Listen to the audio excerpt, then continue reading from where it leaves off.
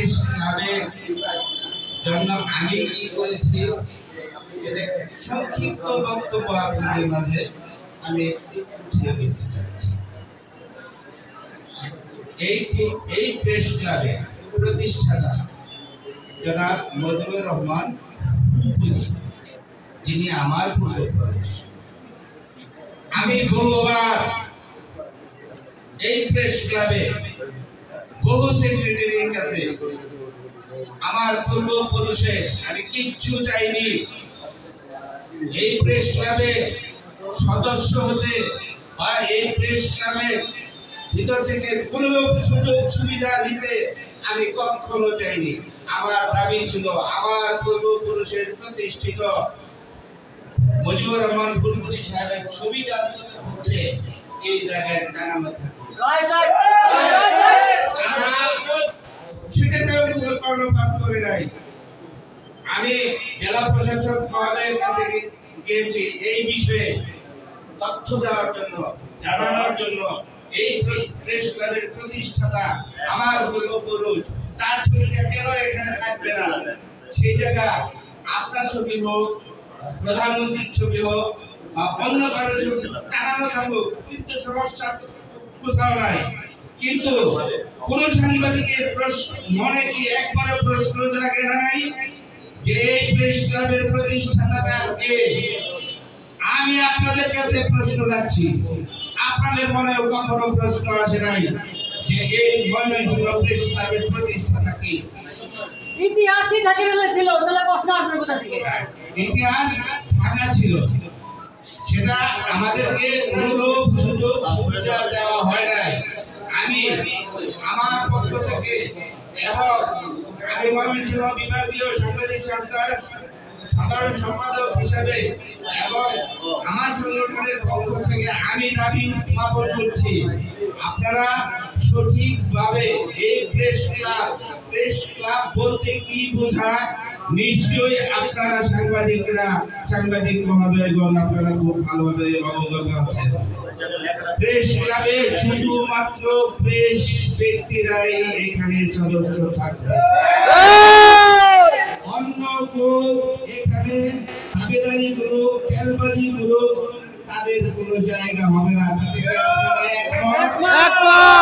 এর জন্য যদি বুকের তাজা রক্ত দিতে হয়, আমি বলছি এই মঞ্চ থেকে আমি সবার আগে রক্ত দেব।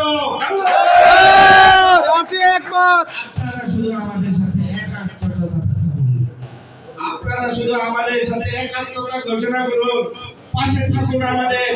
আমরা দেখুন কি করি, কি পর্যায়ে নিয়ে যায় আমার সাংবাদিক ভাই বোনেরা, আমার সহকর্মীরা কিভাবে এটাকে পরিচালনা করবে আর কিভাবে করবে না আমরা করব।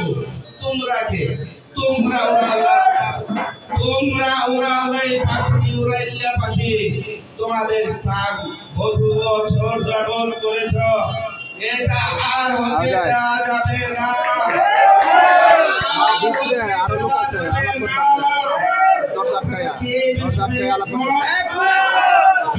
মসজিদ রোডের আদুলের ভাই। আমি আমার পূর্বপুরুষের নাম প্রতিষ্ঠা করার জন্য তাজা রক্ত আমি দেব।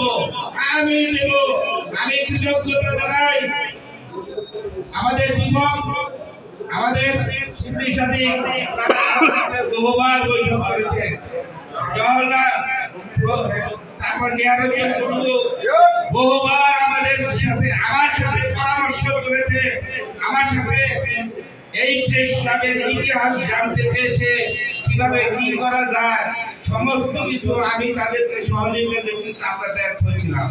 আজ সুযোগ এসেছে, সেই সুযোগটা আমরা কাজে লাগাবো। যদি আপনারা থাকেন, এই প্রেস ক্লাব আমাদের দ্বারা পরিচালিত হবে এক দফা, এবং আমরা বলবো এক দফা এক দাবি, তেলবাজার বিদায় হবে। প্রেস ক্লাব আমাদের নিয়ন্ত্রণে, যে কোনো সুযোগে হোক, যেভাবে হোক আমাদের নিয়ন্ত্রণে আসছে, আমরা এটাকে ধরে রাখবো ইনশাআল্লাহ। আপনারা সবাই সুস্থ থাকুন, সুন্দর থাকুন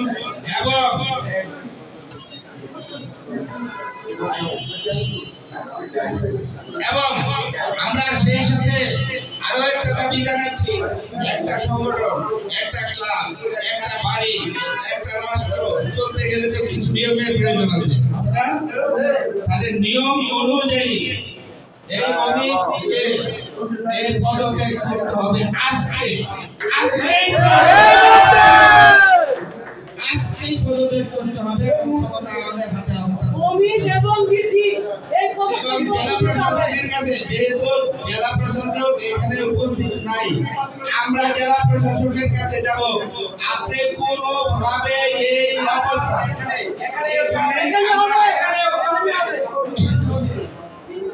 এমনিতেই বাতিল হয়ে যাবে, এমনিতেই বাতিল হয়ে যাবে। আমরা আর আপনাদেরকে এখানে ঢুকতে দেব না। আপনার কি একমত? একমত? হাত উঠান। আবার আমরা জয় করব ইনশাআল্লাহ। যদি লক্ষ্য থাকে অটুট, তাহলে জয় আমাদের নিশ্চিত। আমরা প্রেস ক্লাবে ঢুকেছি, আর বের হবো না, এখান থেকে আর বের হবো না। আমরা সকলে ভালো থাকুন, সুস্থ